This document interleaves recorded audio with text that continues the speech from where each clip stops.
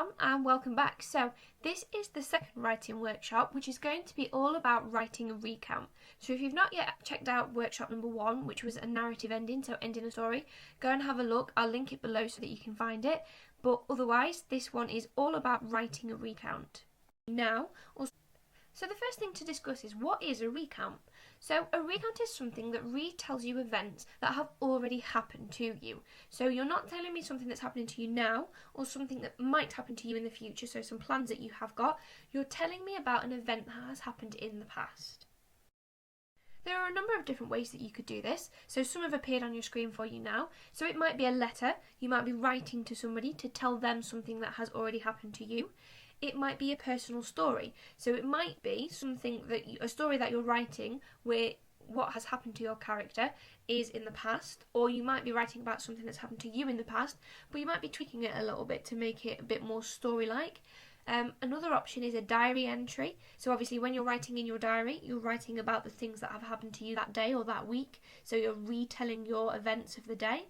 And last but not least, a newspaper article, because when they publish a newspaper article, it's usually, not always, but usually about an event that has happened, and we are reporting all of the information to the reader. Don't ever just go straight into a piece of writing, because it comes from a careful plan. Don't ever just go straight into a piece of writing, because what will happen is it'll get muddled, it won't include your best ideas, and you won't be able to plan for all of the different features that you want to use.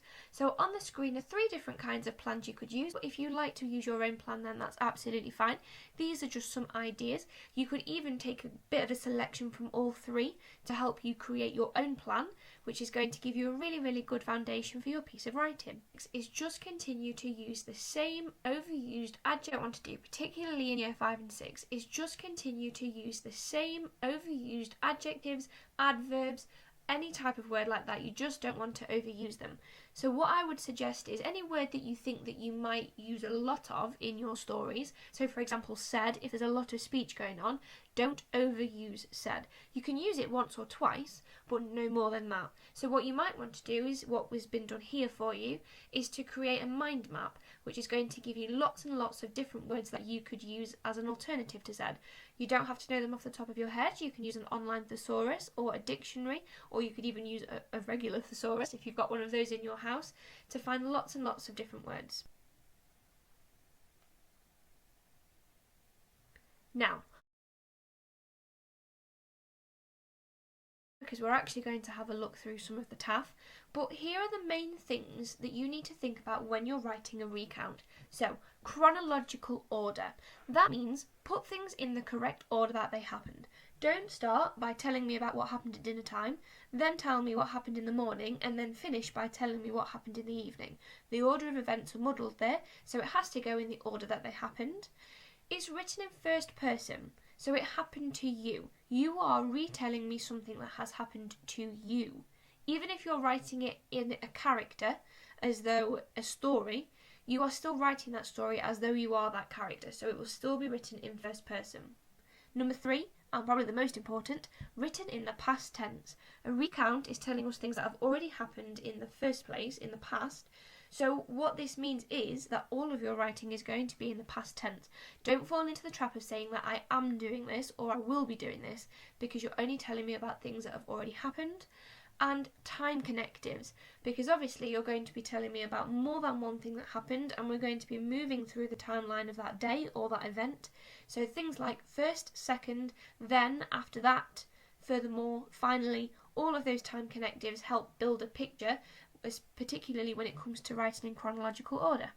Now, obviously, there's a lot of things there on those lists, and not every single one of them is going to be appropriate for this piece of writing. Teachers use to mark your writing against. Now, obviously, there's a lot of things there on those lists, and not every single one of them is going to be appropriate for this piece of writing. So we'll go through this TAF, and we'll look at some of the features that you can use in your piece of writing, in your recount, but we'll make it look a little bit friendly. What from the working towards the expected standard you could use. So let's have a look for our purpose for writing. So persuade, inform, entertain. Persuade, inform, entertain, discuss. This here is an informative piece of writing because we are telling somebody, we're giving them information about something that has happened to us in the past. Use paragraphs to organise ideas. Yes, we would definitely be writing in paragraphs, particularly starting a new paragraph every time you move further through the day or you're describing a new event that's happened. Describe setting and character. Not necessarily.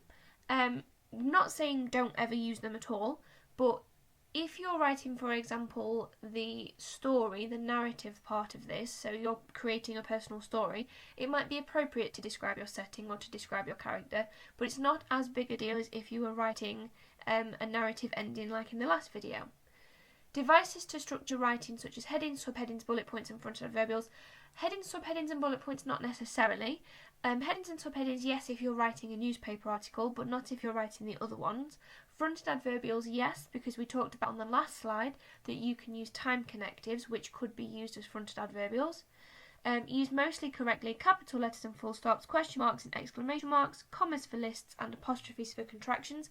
Yes to all of those ones, unless you're writing a formal piece of writing like the newspaper article, in which case you would only want to use apostrophes for contractions in speech if you've got somebody saying something. Spelling most of the year 3-4 words correctly and some of the 5-6 words correctly, yes. Make sure that you look at your spelling lists, the 3-4, 5-6. If you don't have them, you can just Google them, they'll come up straight away. And produce legible joint handwriting is a must. Remember, size is important. Nothing too big that it looks messy, and nothing too small that I'll need a magnifying glass to read.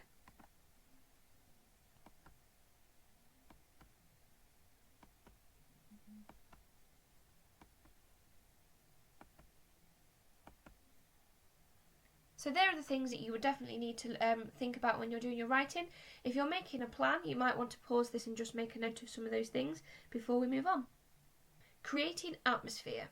Now, yes, similes, metaphors and personification sentences might work really, really well in this. It depends if what you're writing about is suspenseful or you're trying really, really well in this. It depends if what you're writing about is suspenseful or you're trying to create atmosphere or you're trying to explain the place that you're in a bit more detail or how you're feeling. So those things would definitely work.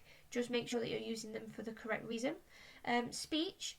You might want to use speech. If what you're describing to me about has had a conversation between you and somebody else, you would definitely need speech, and make sure that this speech advances the action. So you're telling me a little bit more about why the person is saying it, or how the person is saying it, or what the person is doing while they are saying it. Spell correctly the 5-6 words. Yep, again, make sure you've got that list in front of you. Joint handwriting is important, and we already talked about tenses a couple of minutes ago. We've talked about cohesive devices. But then where it says in the red writing, use pronouns to replace proper nouns. So that's things like instead of saying your name or the place over and over and over again, using pronouns instead. And then you can have a go at using some of these features like parenthesis, semicolons, colons and hyphens. All of those things would be perfect for this text. So there you go, that's the complete list now. So if you want to take a note of a couple more of those, pause this video and press play when you're ready to move on. Use them in the correct way and for the correct reason. Don't overuse them. Don't use them where they're not appropriate. So it's all about your style of writing as an author. Use them. Don't use them where they're not appropriate. So it's all about your style of writing as an author. Read and see what features you can find in there that we've already talked about, and then we'll move on.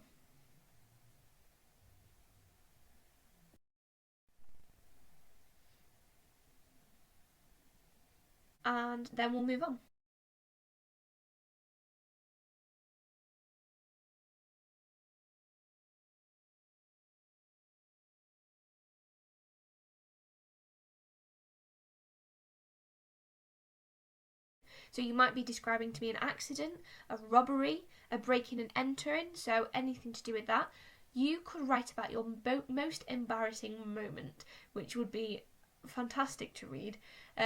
So you could write about something that's happened to you in the past that was embarrassing. Write a newspaper article imagining that you are telling the UK that we are going onto lockdown, which is something that you'll know lots of information about right now. You could write about an amazing day that you've had with your friends or family. So thinking back to the last place that you went to with your friends or family that you really, really enjoyed. Or you could write a diary entry about your day in isolation. Pick a good day. Pick a day where you've done lots of interesting things that people might be interested to hear about.